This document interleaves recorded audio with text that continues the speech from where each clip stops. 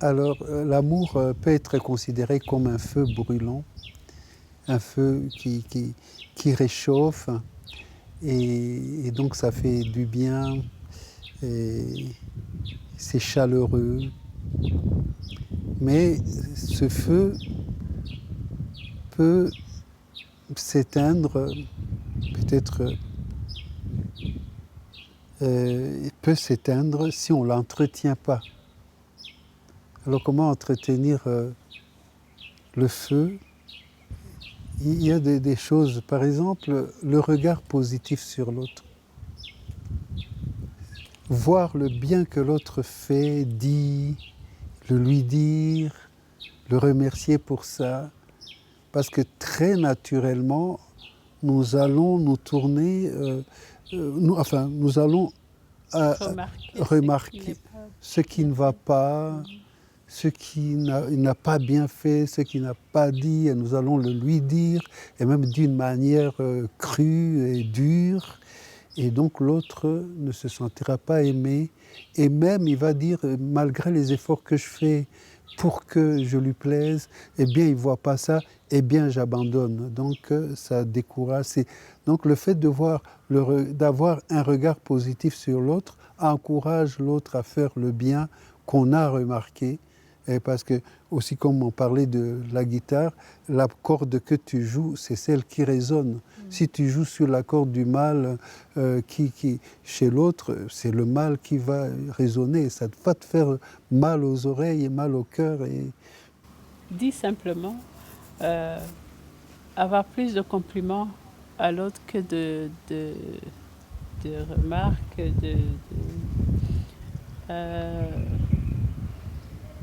et l'aider, comment dire, ne pas le confondre avec la faute commise ou le mal fait, et voir ce qui est beau, ce qui est bien fait, la volonté de faire du bien, la volonté de s'améliorer, et encourager cette démarche-là. Ce n'est pas facile, parce que on nous donnait un exemple banal d'un homme qui avait bien nettoyé la salle de bain pour faire plaisir à sa femme, parce que sa femme n'arrêtait pas de lui dire que tout est sale partout où il passe et tout. Donc ce jour-là, il avait pris la décision de bien nettoyer la salle de bain, mais il a eu le malheur de placer le porte-savon juste à côté de la porte. Il a oublié de le remettre à sa place. Et quand la femme vient, le mari est là, tout fier, attendant que la femme remarque toute la propreté qui était là. Et la femme, elle ouvre la porte, et le porte-savon qui fait du bruit, Glisse. qui glisse, et se met dans une telle colère que même les compliments que le mari attendait ne sont jamais venus. Et donc euh, ça montre quand même combien un petit rien peut ternir quelque chose de beau qui était fait. Et, et si la femme avait pris le temps de voir tous les efforts fournis pour que la salle de bain soit propre, ce porte-savon n'allait pas être un problème. Mais c'est un exercice qu'on se donne, de dire voilà, il a bien nettoyé, il a fait beaucoup d'efforts pour que tout soit propre.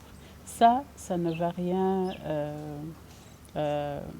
dire. Je replace le porte-savon à sa place, et je dis merci à mon mari qui a pris le temps de nettoyer, et de savoir qu'il l'a fait pour me faire plaisir.